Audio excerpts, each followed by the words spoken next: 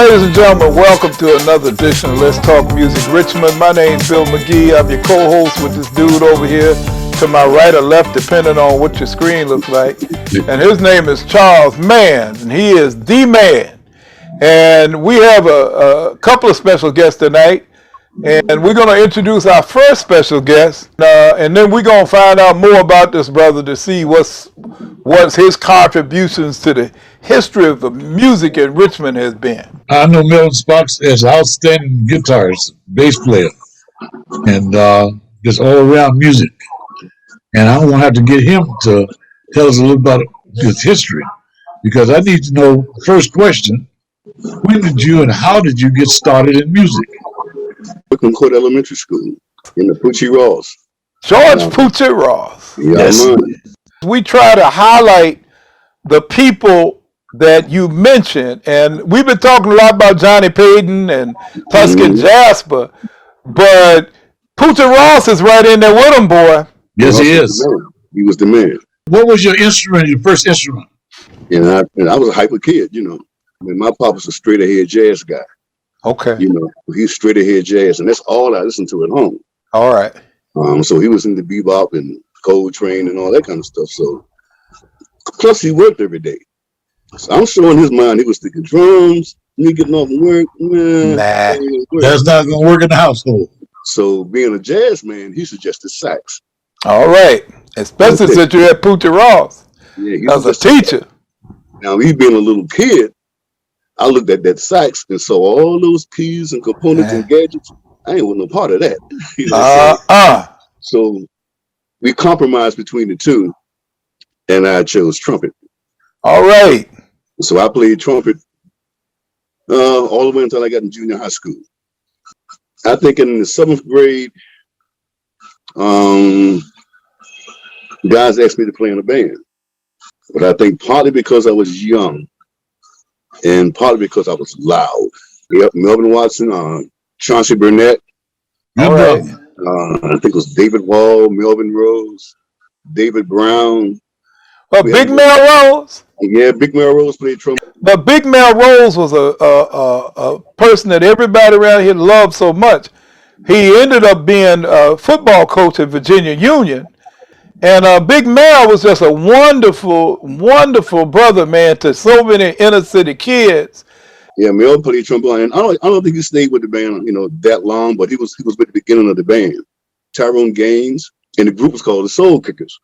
We lived on the corner, and we practiced on the corner at Leo's house at the other end of the street. Oh yeah.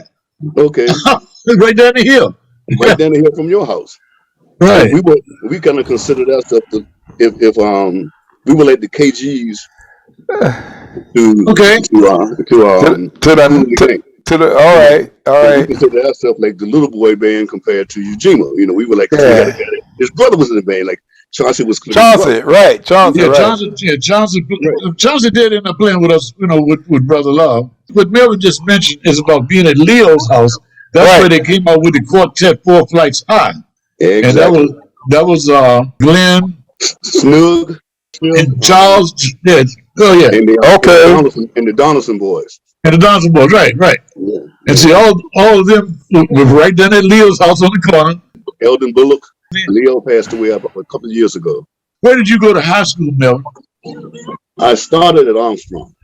All right. Okay, I didn't play in the band at Armstrong. I was intent on playing football. I didn't make it at Armstrong as far as on the football team. I mean, they had a full returning team, the full returning championship team. And 150 guys went out for the team. I'm going to introduce you all Dennis Mallory, who is another famous bass player out of Richmond. And Dennis is, you know what, Charles, the problem I'm having is everybody that we interviewing came out of Church Hill. That's because Church Hill had the best talent in Richmond. Come on, Charles. I'm telling you, man, I think we had 2 people from the West End, Plunkett and Ross Mel. Everybody turned out to be top musicians. That's right, everybody. So there was a lot of music being taught in that part of Richmond, Virginia. This goes back to Lonnie Liston Smith and Ray Smith. Yeah, they lived right there on 26th Street. Right. Okay. So all of these folks are in the same little 3-mile radius All this entertainment came from that area. The music teachers that we're mentioning, Johnny Payton and Poochie Ross, Come on now. were some of the baddest saxophone players that ever came through Richmond, Virginia. That's right. And this music that was shared in Church Hill, well, you know what I'm saying? When you talk about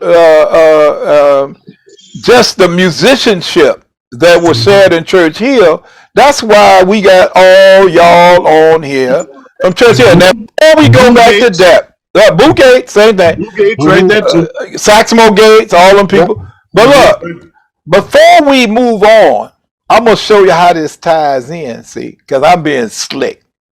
See, when I came to Richmond, they hired me to teach music at John F. Kennedy and Fairfield Court and Woodville, right? And Woodville. And when I became an administrator, my first job in Richmond was at Mosby Middle School. So you see, I'm one of y'all. Now we move on. Initial history. My first question, when did you become involved in music? Where did you start? Right. And what was your instrument? When I saw the Beatles on Ed Sullivan, I was in the 2nd grade. I told my mama I want to be a musician. I want to play guitar. Wow. When I got in the 7th grade, we transferred from Woodville straight to Kennedy when Kennedy was first built. I didn't go to a middle school. Right. I got to Kennedy. Peyton was a band teacher. He started me off on tuba. By then, I was playing guitar, but I had the tune wrong. But by the time I got in the 10th grade, I joined the Marvelous Souls. Charles, you were with Brother Love or Eugene. Oh, yeah. All right. This was 1972 when Superfly came out. Oh, yes. So I joined Marvelous Souls playing lead guitar. I had a Fender Telecaster. I played with them for a year. I left them. Then I joined Devil's Workshop with Melvin Spock. After I graduated from Kennedy, I went to work at DuPont for a year. I left DuPont and came back, and I started playing with Mike Harris and Feedback. So I was at Virginia State playing tuba in the tuba section, state band. Bill McGee was writing chart for us, and he was a hell of a chart writer. Yes, sir. Bill was the man. But anyway, so after I left Mike Harris, I hooked up with my roommate was Billy Gaines, Iron Jaw, Mario Smith, his brother named Frizzell, that son with Casper. Yeah. Mario, Right. We had a Richmond connection down at Virginia State. Iron Jaw was a hell of a trumpet player. Yep. But he was also an awesome piano player. Yes, sir. Yes, sir. And Mario, you know, is Marshall Smith's brother. Billy Gaines is somebody that has a connection to people you know from Richmond that ended up leaving Richmond and became big. Billy and Sarah Gaines became big gospel artists. 700 Club. Oh, I mean, you would see them. They went to Nashville and blew up. Not long after you was Bill Joyner. He was working at Armstrong. Yeah, he's been Armstrong. And the reason I bring Bill Joyner up is we've talked about him because he was one of the early promoters. Particularly of gospel. In gospel. Yeah. But Mr. Joyner, a lot of people did not know that was my connection with Bill Joyner, believe it or not. That I had not worked in Richmond Public School. I knew Bill Joyner as a promoter. Did you also know him as a basketball referee? Yeah. Yeah, I didn't even know he was a principal at the time. And he took Kennedy football team to the state to the city championship twice. Oh wow! Okay. To the state championship in 72, 73. All right. When I was there, Jerome Briley was there. Jerome Briley and Larry Hexall was about 3 or 4 blocks from me. Yeah, but Larry was a little younger. Where did he go to school? Was he there with you? Larry went to Walker. Larry Hextall, who is a famous dancer here in Richmond. Right. And Charles and I, because we were playing at the Ebony Island, Larry Hextall and his crew would take over the dance floor. Right. If you played a song that had that groove, Larry Hextall and his boys would come in and take over the dance floor. That's so true. Let me It explain take something over to the you about. dance But floor now Larry Hexall went on to become Sir Nose with with Parliament Funkadelic. Parliament Right. Funkadelic. Another Well, Correct. Richmond connection. in all honesty, Larry was Sir Nose way back then. Yeah. Yes, he Larry, was. Larry, I went to Armstrong one year. The next year, I transferred to John Marshall. Okay, I didn't play music at John Marshall either Right. because you had to be in the orchestra or you had to be in the cadets, ROTC. Wow. Right. And being a brother from Churchill, I wasn't going to take that beating that them boys was getting. Yeah. Yeah, You know, my so I'm brother like, was in that first group of brothers in the ROTC program. and I was He in the was second group. After high school, where did your musical path go? Well, basically, while I was in school, like I said, nobody knew I played guitar. Even Mr. Payton didn't even know I played bass. And I think I volunteered to play for like a choir thing at the end of the school year or something. Right. And then word got out that I played bass. Immediately, I started getting mistaken for Melvin Sparks, the guitar player. Right. There's a great Melvin, I call him the great Melvin Sparks, who already had, made a name for himself. And so people would walk up to me, yeah, man, we seen your album in the store. And I'm like, but from there, while I was at John Marshall, I started my own band. I was always into different types of music. I wasn't necessarily glued to top 40. What was the name of the band? Psychic. All right. And we were the same guys that met you as Trussell when you were going to Virginia State. That was the original Psychic that consists of myself, Bernie Fields, Gilbert Ingram, Okay. and a couple of more guys out in the neighborhood. When Spark was playing with Psychic, I was playing with Marvelous Souls. This is some good stuff because we jumping from Psychic to Charisma to Chapter 7 to other folk like that, groups that were a little younger than Charles and I. You know, y'all were a little bit behind us, but y'all was kicking it now. Oh yeah. Well, I always thought of us as the little boy bands and the big boy bands. Right. So the second iteration of I Psychic. appreciate that, Mel. When you said little boy bands, big boy, I know you really mean young guys and old guys. But I appreciate the reference. Who was Devil's Workshop? It was formerly Zeke and the Soul Sinners. Okay. And then it became Devil's Workshop, and it was run by the drummer. The drummer's name was Purry.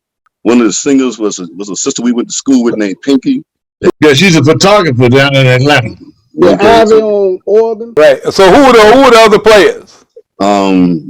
Percy, that's out there now playing. Percy Minor. Yeah. I think Doc was playing sax. I want Dennis and Melvin to answer this separately. What was the most significant thing that you remember from your career in music? Mr. Ross said, "You're getting paid. You're a professional." Yeah. And that was pretty much it. Yeah. And that's the truth. But for me, it was Marvelous Souls because we had a horn section, Charles, you knew that. And we gave a show too because we would bring Marvelous Maxie on. Okay, Marvelous Maxie. Like James Brown. Right. When his show is finished, we bring on the Perfections, the 3-piece singing group. Okay. Burt Lancaster, Terry Black. Okay. Wow. The show with us. Burt Lancaster and George Johnson. George passed away years ago. Right. But tell us who else was in Marvelous Souls. Who were the horn players? Okay. Bubba Ross on trumpet. Okay. Bud Sneed on sax. All right. Oh, yeah. From Virginia State called Willie on trombone. Willie Edwards. Yes. And we also had Anthony Ellaby on sax. So we had I remember Anthony Ellaby, right. And Ellaby left. Okay. And shared the story with Charles. I started a band called Break of Dawn. It was 3 guitars, a lead singer named Levi Faison, who sung with Casper, and a guy named Papa on drums. We had a keyboard player. And people thought we did songs by Cameo. We went to audition for Charles. Charles said, okay, y'all show me something. We did a little routine. Charles said, what's y'all name? I said, Break of Dawn. He said, why Break of Dawn? It's like a new beginning. He said, well, why didn't y'all name yourself New Beginning? Because we like Break of Dawn. I had to tell Charles that one day, yeah. That was significant because we did an outside concert at Shimerada Park. Jam packed with people. All He right. lit that Yes. stage up. He lit that stage up. Oh, So yeah. that was one of the highlights of your performing right there. Yes, sir. But right now you still doing some serious highlights because every time you do a gig, you sell out. Yes, sir. Yeah, I got a 12-piece band. I can have a 14-piece now. 3-piece horn section. 3 of the girls called Foxy, Parthenia, Wallace. Yeah, when I started the band, I had Romar Freeman as my guitar player. He's playing gospel now. I got Lamont Minifield. Lamont Minute. Grew up out of Creighton Court together. We learned how to play guitar together. We know that Melvin puts out a new record every week. But Melvin, what's next, baby? What's next? Because you're prolific as far as trying to put some music out there now. Well, actually, Bill, I retired. I had a bunch of music in my mind I wanted to do. And the 3 guys that I've been playing with, the group fell apart. My idea was to roll that music thing that we were doing, because we were getting to the point nobody really wanted to gig anymore, So I'm thinking, okay, studio was our next move. And we were writing some pretty good stuff as a trio. So I'm literally sitting there with this mind full of music that I've been cultivating for a few years. And the creator told me, said, you need to do it. In fact, you better do it. Right. So, well, you've been doing it. Well, brothers, let me just say this to you, and I hate to cut you off. Y'all see that Thomasine's coming in on us, and I wanted to segue between you all and Thomasine Johnson. All right, that's good. Okay. So we got Dennis Mallory up top, and we got Melvin Spot, both of them bass players, and they were talking about some of the groups that they played in. But we're going to actually say goodbye to them. And we're going to give you the rest of this time because we want to talk about your history in the music business. But look, we're trying to sign off of this thing, man. We're going to interview another. I'm just listening. I know, but Thomasine, you got some stuff to share with us. And Charles has been on me about having some of the ladies from Richmond come on here and talk. Okay. God bless you, brothers, man. Thank you. Yes, all right. I'm out. Yeah, y'all. All right. Blessings.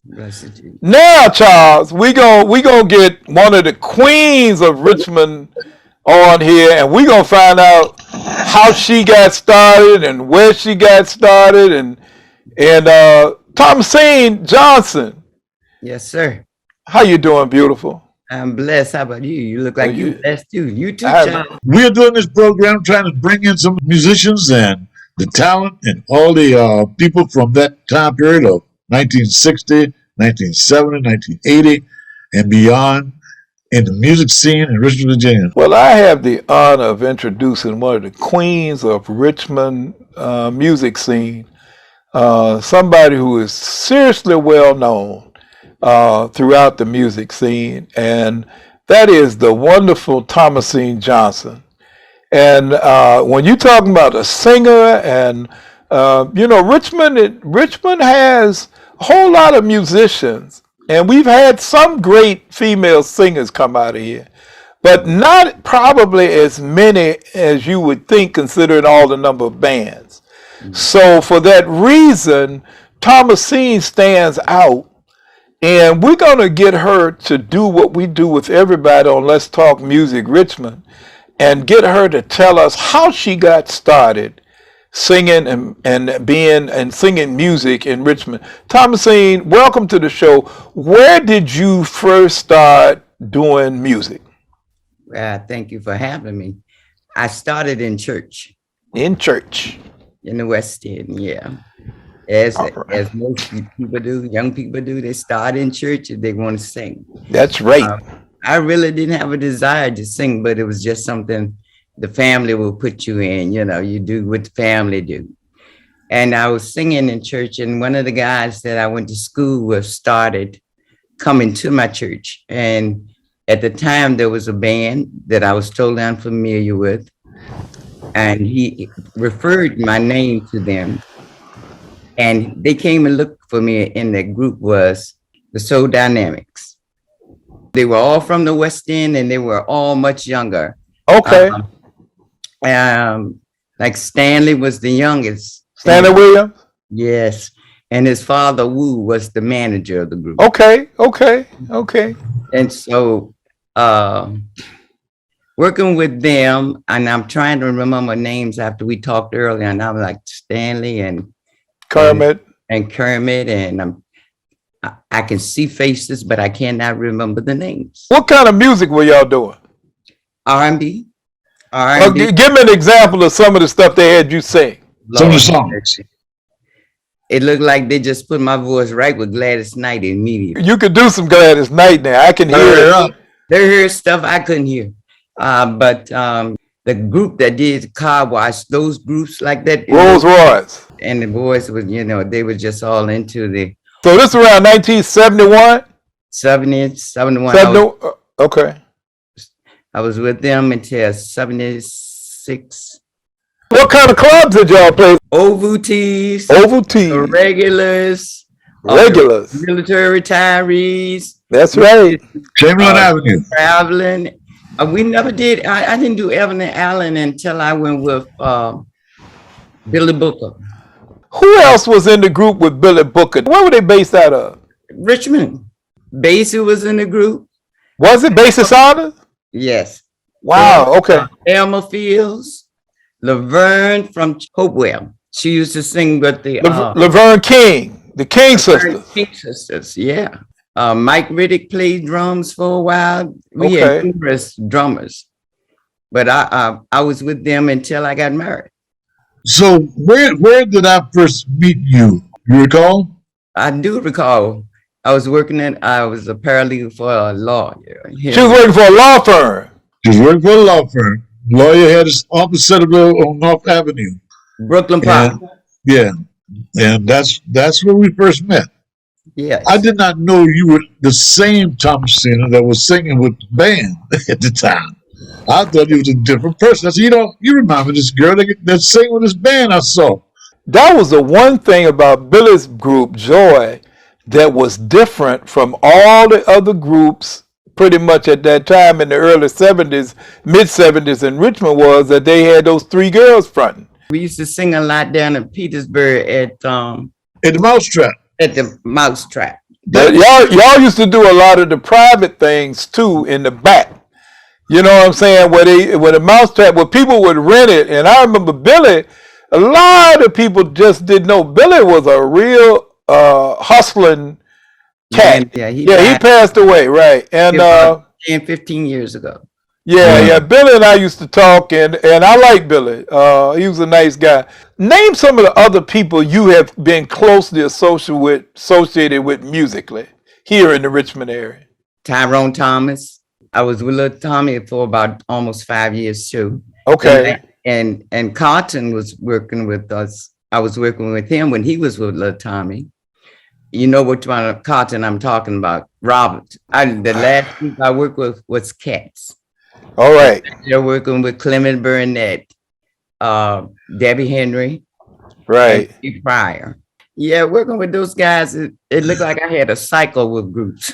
It was a blessing for me, but it wasn't something I desired to do when I was younger. It took me totally away from what I wanted to do. What did you want to do? I wanted to be a dancer like Debbie Allen. Did you? I did. I wanted to go to school for dancing. It's not too late, baby. It's not too late. Come on, honey. These bones past 6 now. They're not what I want them to do now. But yeah, it was a blessing though. I mean, I looked at my journey in singing as a blessing because we can go places we want to go. It might not be where God wants us to go. That's right. That's right. That's right. For the purpose, for a number of purposes. There's no doubt that somebody would recognize your voice because your speaking voice is so rich. We could hear you singing while you talking. Just this kind of conversation with you romanticize the sound of music and just hear you speak. All a gift from God. I've always thought, I should say, that I had the worst voice for a woman, speaking voice. No, ma'am. So deep, No, ma'am. Not at all. Hey, baby girl, let me explain something to you. Do you know how many of us, all of us, love Gladys Knight for that same reason? Gladys Knight was the same thing. She almost spoke like a dude, a tenor, and when she spoke like that, but you knew when she started singing. Boy, all she had to do is open her mouth. All she had to do is open her mouth. That's right. My biggest thing is about singing is that I never had the heart to say no, even though it's not something I want to do. But I believe in being there for others because Right. I saw what others did for me, even if it wasn't my desire. You understand what I'm saying? You ladies in the Richmond area have contributed mightily to the joy of the music that was done here in the Richmond area. So I want to personally thank you for coming on. And I said we wouldn't take up all your time. And I want to thank Charles for all this effort. As we said before, we want to make sure that we record for prosperity's sake Understandable. all of the people who contributed. And that's why we want to call out names like we did. I went to gospel for a while after I left Cats. Okay. I started doing background with Henrietta Doswell Oh, yes. Oh, yes. and the All right. Lees. One of the things we learned is that Jose Fox, the Fox family, They sister and brother. yeah, and they used to sing. Yeah. But we did not really know that Jose was a gospel singer early on in life. But can I say this? Yes. I just thank God for the wonderful blessing of being able to sing with so many talented people, Yes. you know, because they blessed me because they gave me a chance to observe them, to learn Right. about stage presence, you Right. know, and all that stuff. And so I can give God enough thanks because of them. Well, thank you. I need to thank you. I need to thank you personally because you've always been a supporter of the projects that I was involved in. For some reason, I know you've mentioned, and whenever I ran across you, you've always had nothing but positive things to say to encourage me to continue to do what I was doing. I miss you for being here. Say yes to this. I need you to sing some songs. I need you to do a project for yourself. I need you to just fall in love with how you sound. Because I receive it. I receive it. I receive it. we have fallen in love with your sound long time ago. But now I need you to fall in love with your sound. All right. I appreciate you. I appreciate you. I thank you for thinking about me. And it has been a real pleasure. And I trust that God will continue to bless you and you love so much both of us. Thank you. God bless. I love Thank you. Take care. Yeah. Take care. Have a good day. Good to see you again. See you later. Bye-bye. Bye-bye.